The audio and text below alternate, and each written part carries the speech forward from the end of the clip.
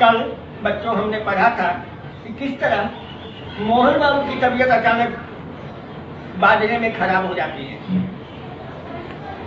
जब मोहन बाबू की तबीयत खराब हो गई तो राम निहाल ने मांझी से बाजरा घुमाने को कहा और हम पुनः मान मंदिर यानी दशाश्वमेध घाट के मान मंदिर की ओर चलने लगे।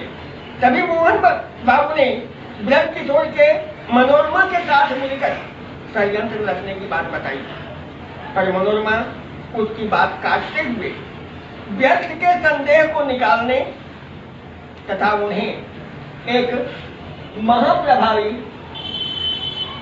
और अत्यंत मारक क्षमता वाला संख्या नामक जहर लाकर देने को कहा।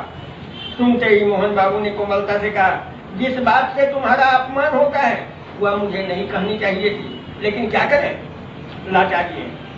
मोहन बाबू ने मनोरमा के चरण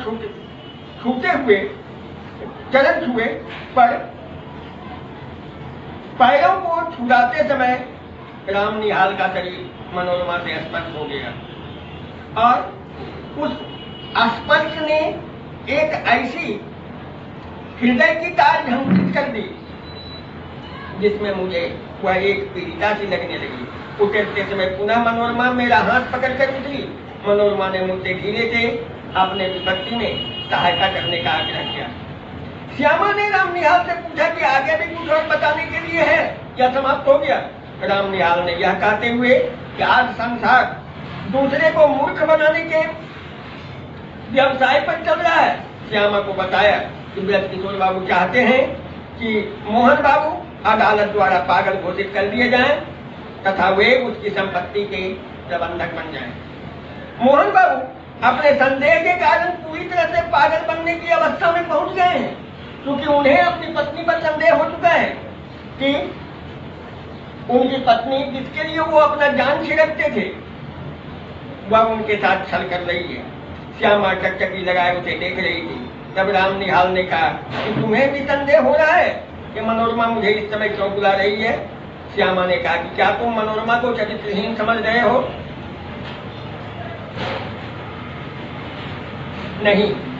यह कहते हुए श्यामा ने उसके हाथ से चित्र ले लिया। चित्र उसका स्वयं का था, जिसे देखकर उसे बहुत आश्चर्य हुआ कि वह तो समझ रही थी कि राम निहाल को मनोरमा से प्रेम हो गया है। इसके हाथ में अपना चित्र देखकर उसे लगने लगा कि शायद राम निहाल एक अनर्थ करने जा रहा है और मुझ जैसी विधवा से प्रेम कर रहा है। उसे तो मनोरमा का चित्र उसके हाथ में होना चाहिए। राम निहाल हत बुद्धि अपराधी सा श्यामा को देखने लगा। हत बुद्धि उसे कहते हैं जिस समय किसी भी घटना को देखकर, सुनकर या समझकर मनुष्य अपना विवेक खो देता है, अपनी बुद्धि खो देता है। अंत में श्यामा ने राम निहाल से कहा कि प्यार करना बड़ा कठिन कार्य है राम निहाल, लेकिन इस चक्कर में मत पड़ना। एक दुखिया स्त्री सहायता के लिए तुम्हें बुला रही है और उसकी सहायता करना तुम्हारा धर्म है, लेकिन मैं तुम्हें यहाँ से अस्थायी रूप से नहीं भेजना चाहता। तुम्हारा सामान यहीं रहेगा।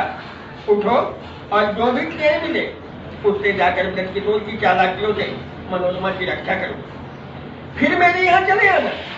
वह सब अर्थात मनोरमा के व्यवहार से जो भ्रम तुमने पाल लिया था वह संदेह एक भ्रम ही था। निहाल नहाने के लिए उठकर चला गया। हम थोड़ा सा शीर्षक की सार्थकता जान लें। संदेह कहानी का शीर्षक जिज्ञासापूर्ण है। कहानी का आरंभ राम निहाल द्वारा अपने बिखरे हुए सामान को समेटने से हुआ है। मन में जिज्ञासा उठनी लगती है कि राम निहाल कौन है, वह अपना सामान क्यों समेट रहा है। श्यामा जिसे राम निहाल पटना से आए मनोरमा के पत्रों व निमंत्रण के बारे में बताता है, एक विधवा दयालु व सचरित्रा स्त्री है, यानी वह बिल्कुल विधवा है, चरित्र पूर्ण है, सुचरित्रा है। बस यहीं से शीर्षक स्पष्ट होने लगता है। जिन ब्रज किशोर के यहाँ राम निहाल काम करता था, उनके यहाँ उनके एक संबंधी पटना से आए हुए थे। मोहन बाबू और मनोरमा, उन्हें संसार में बहुत धोखा मिला था। मोहन बाबू का मानसिक संतुलन बिगड़ चुका था और यह भी उन्हें संदेह ही नहीं पूरा यकीन था कि ब्रज किशोर उसकी संपत्ति को हड़पना चाहते हैं। वह न चाहते हुए मनोरमा पर संदेह करते थे। राम निहाल को भी मनोरमा के व्यवहार से संदेह होने लगता है कि शायद मनोरमा उससे प्यार करने लगी है। अंत में श्यामा जब उसे समझाती है कि जाकर उस दुखिया मनोरमा की मदद कर वापस आ जाओ, तो उसे मनोरमा के बारे में उसके मन में उत्पन्न भ्रम, सोच एक संदेह का कारण था। इस तरह से कहानी का शीर्षक संदेह संक्षिप्त, सटीक और उद्देश्यपूर्ण है। अब हम थोड़ा सा इसके उद्देश्य के बारे में चर्चा कर लें। संदेह कहानी का मुख्य उद्देश्य यही है कि हमें मनुष्य की पहचान बाहरी रूप से नहीं करनी चाहिए, और यही जयशंकर प्रसाद की विशेषता है कि उन्होंने छायावाद के जरिए अनेक ऐसी अक्षुण्ण वास्तविकता को जो छद्म रूप में कहानी में मौजूद रहती है उसे निखारने का प्रयास किया है। धन की लालसा के कारण ब्रज किशोर, जो एक सज्जन व सुशिक्षित व्यक्ति हैं, अपने संबंधी मनोरमा व मोहन बाबू की संपत्ति के प्रबंधक बनना चाहते हैं। संदेह के कारण मोहन बाबू पागलों सा व्यवहार करने लगते हैं। मनोरमा सहायता के लिए राम निहाल से याचना करती है। एक स्त्री द्वारा मदद मांगना, धीरे धीरे राम निहाल के पास आकर फुसफुसाकर बात करना राम निहाल को उसके द्वारा किए गए प्रेम का लक्षण समझ में आता है। यानी इस तरह के व्यवहार में प्रस्तुत कहानी में हमने देखा कि किस तरह कहानी संदेह जो इसका शीर्षक है उसके प्रमुख शर्तों को संतुष्ट करता है। जैसे किसी भी कहानी का शीर्षक बिल्कुल छोटा होना चाहिए। संदेह एक शब्द का ऐसा शीर्षक है जो कहानी की व्यापकता को शीर्षक पढ़ते ही समझा देता है। दूसरा, संदेह की घटना शुरू से लेकर अंत तक सबों के मन में व्याप्त रहती है, यहां तक कि राम निहाल और मनोरमा, यहां तक कि श्यामा भी उससे अछूती नहीं रहती। और संदेह शब्द से इस कहानी का उद्देश्य भी प्रकट होता है। इस तरह अगर हम देखें तो इस कहानी का शीर्षक संदेह संक्षिप्त, सटीक और उद्देश्यपूर्ण है।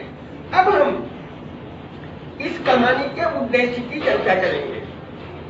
संदेह कहानी का मुख्य उद्देश्य यही है कि हमें मनुष्य की पहचान बाहरी रूप से नहीं करनी चाहिए। हालांकि यहाँ यह कहना गलत नहीं होगा कि संदेह एक मनोवैज्ञानिक कहानी है।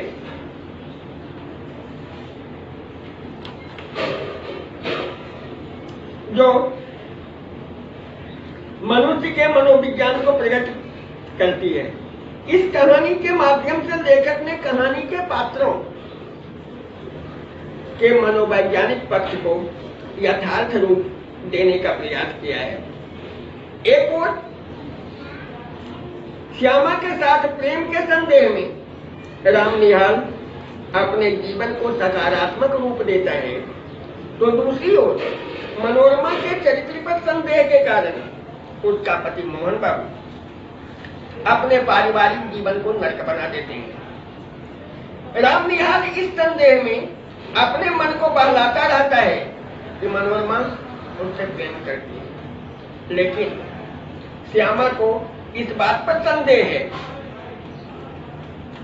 कि मनोरमा राम निहाल से प्रेम नहीं करती, क्योंकि उसे लगता है कि शायद मनोरमा मोहन बाबू से सताई हुई पीड़ित एक ऐसी महिला है जो ब्रजकिशोर बाबू के शरण में आना चाहती है और इसीलिए वह संपत्ति, अपनी सारी संपत्ति का प्रबंधक मोहन बाबू को पागल घोषित कर ब्रजकिशोर बाबू के हाथों में स्थानांतरित करना चाहती है। इस कहानी में मनोरमा और मनोहर मोहन बाबू के बीच कलह को वास्तविक रूप में प्रकट किया गया है और इस कलह का कारण भी संदेह ही है। संदेह से ही इस कलह का जन्म हुआ है। श्यामा का राम निहाल पर संदेह होना,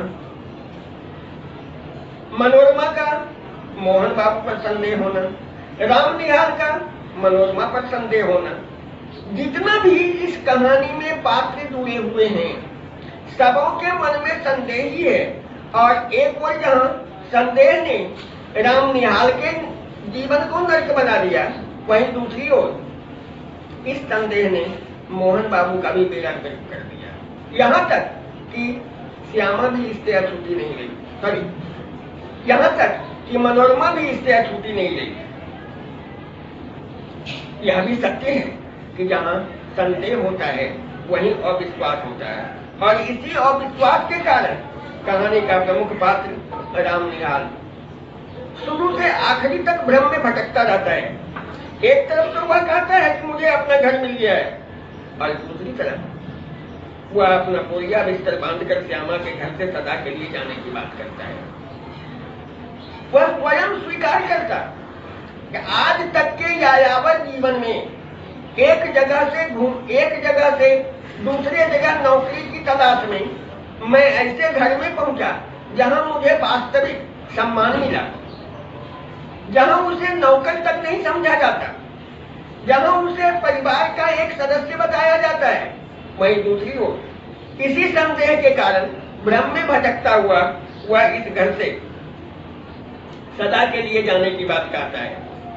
वस्तुतः इस कहानी का ताना बाना कहानी के पात्र राम निहाल, श्यामा, मोहन, ब्रजकिशोर एवं मनोरमा के जीवन में संबंधित संदेह पर आधारित है। धन की लालसा के कारण ब्रजकिशोर, जो एक सज्जन व सुशिक्षित व्यक्ति हैं, अपने संबंधी मनोरमा व मोहन बाबू की संपत्ति के प्रबंधक बनना चाहते हैं। संदेह के कारण मोहन बाबू पागलों सा व्यवहार करने लगते हैं। मनोरमा सहायता के लिए राम निहाल से याचना करती है। इससे वह प्रेम पूर्वक सहायता मांगने का प्रयास करती है। जिस सहायता को राम निहाल प्रेम समझने लगता है। एक स्त्री द्वारा मदद मांगना धीरे धीरे राम निहाल के पास आकर फुसफुसाकर बात करने में राम निहाल को उसके प्रेम की आँच सुनाई देती है, जो कि बिल्कुल ही मिथ्या है। यह सिर्फ संदेह था। राम निहाल श्यामा, जो कि एक विधवा है, से प्रेम करता है और वह भी यह प्रेम एक त्याग भरा सच्चा प्रेम होता, क्योंकि राम निहाल श्यामा के इस जवानी में वैधव्य जीवन को, उसकी सादगी को बर्दाश्त नहीं करता, परंतु कर्तव्य के कारण या यूं कहिए कि मदद की भावना के कारण वह अपने त्याग को भी त्यागना चाहता है। वह पटना जाने की तैयारी में जुटा हुआ है, तभी श्यामा वहां आ जाती है, उसका सब बात सुनती है, अपना चित्र उसके हाथ में देखकर सब कुछ समझ जाती है और मनोरमा के व्यवहार से हुए भ्रम को दूर कर उसे मनोरमा की सहायता करके लौट जाने को कहती है।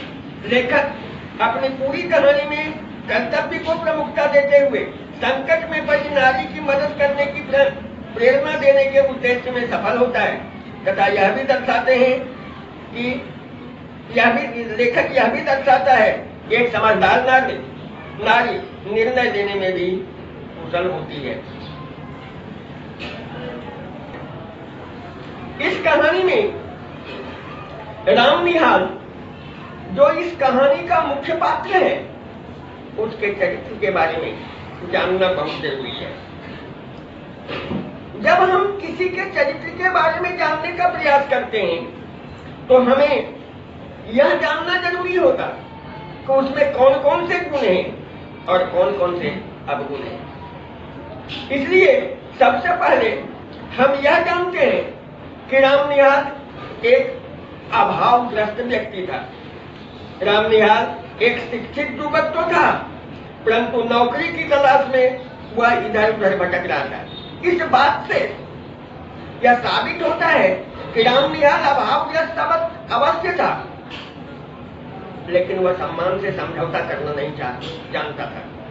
वह उसके मन में हमेशा एकाग्रता का अभाव रहता था।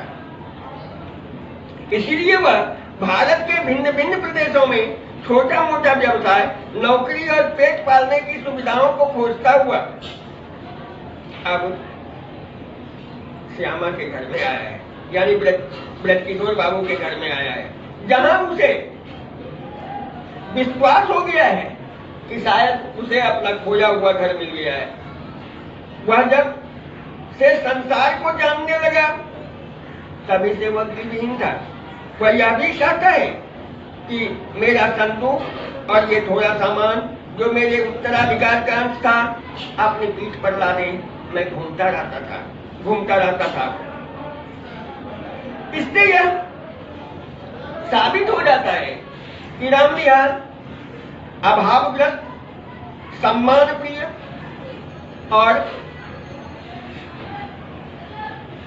भटके मन वाला युवक था।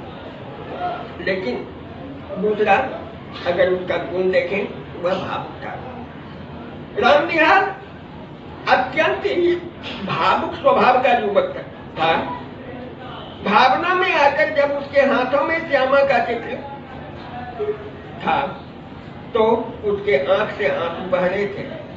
उसे रोते हुए देखकर किशोरी जो श्यामा की ननद थी, उस बच्ची थी, उसने हल्ला मचा दिया और कहा भाभी, अरे भाभी देख, नहीं तूने, निहाल बाबू रो रहे हैं। यानी उसने जो पटना जाने का मन बनाया है और श्यामा को छोड़कर जाना नहीं चाहता, इसी दुविधा की स्थिति में उसके आंख में आंसू की बूंद टपकने लगते हैं। इसके साथ ही उसमें अवगुण था कि वह एक अपरिपक्व और एक अव्यावहारिक व्यक्ति था, क्योंकि मनोरमा जब उसे मदद के लिए कहती है और पत्र लिखती है तो रामनिहाल को लगता है कि मनोरमा उससे प्रेम करती है, जिसका अर्थ यह हुआ कि उसे जीवन का सच्चा ज्ञान नहीं था, वह प्रेम को समझता नहीं था और अपने आप पर नियंत्रण वह खो देता था। इसीलिए तो वह बात बात पर अधीर होकर अपना नियंत्रण खो देता था। उसकी आंखों में आंसू भर जाते थे। जैसा अभी पटना जाते समय जब वह बोरिया बिस्तर बांध रहा था, उस समय उसके आंख से आंसू टपक रहे थे, क्योंकि न तो वह श्यामा का घर छोड़ना चाहता था और न पटना जाने से मनोरमा की सहायता करने के लिए, मनोरमा से प्रेम करने के कारण पटना जाने की यात्रा को रद्द करना चाहता था। रामनिहाल एक परोपकारी व्यक्ति था। यद्यपि रामनिहाल उस घर में एक नौकर था, लेकिन पारिवारिक सदस्य की तरह व्यवहार पाने के कारण उसके अंदर उस घर के सदस्यों के तरफ परोपकार करने की भावना का अटूट पहाड़ बैठा हुआ था। क्योंकि जब ब्रजकिशोर बाबू उसे अपने अतिथियों को घुमाने के लिए कहते हैं तो वह तुरंत तैयार हो जाता है और मनोरमा जब उसे अपने मदद करने के लिए कहती है वह उसे भी मदद करने के लिए तुरंत तैयार हो जाता है। यह बात स्पष्ट करता है कि उसके अंदर दूसरों की भावना से द्रवित होकर उसका मन परोपकार करने के लिए उद्यत हो जाता था। वह एक अधीर स्वभाव का व्यक्ति था, क्योंकि धैर्यता नाम की चीज उसमें नहीं थी, और यही एक उसके चरित्र की विशेषता थी कि वह कहीं स्थिर नहीं रह पाता था, किसी भी मार्ग पर वह अस्थिर नहीं चल पाता था। श्यामा का घर छोड़ते समय उसकी अधीरता प्रकट होती है। घाट पर भ्रमण करते समय जब मनोरमा धीरे से उसके कानों में कुछ कहती है तो वह कुछ क्षण के लिए अधीर हो जाता है। श्यामा से बात करते समय बार बार उसकी अधीरता प्रकट होती है। इस तरह हम देखते हैं कि राम निहाल इस कहानी का जो प्रमुख पात्र है, उसके चरित्र में अनेक प्रकार के गुण और अवगुण का संचार होता है, लेकिन गुण और अवगुण के मिश्रण के बावजूद भी उसमें गुण की मात्रा अधिक होती है, गुण का परिवेश अधिक होता, वह एक गुणवान व्यक्ति की तरह दिखता है। इसलिए राम निहाल इस कहानी का मुख्य पात्र है। धन्यवाद। सुखी रहिए, घर में रहिए और सुरक्षित रहिए।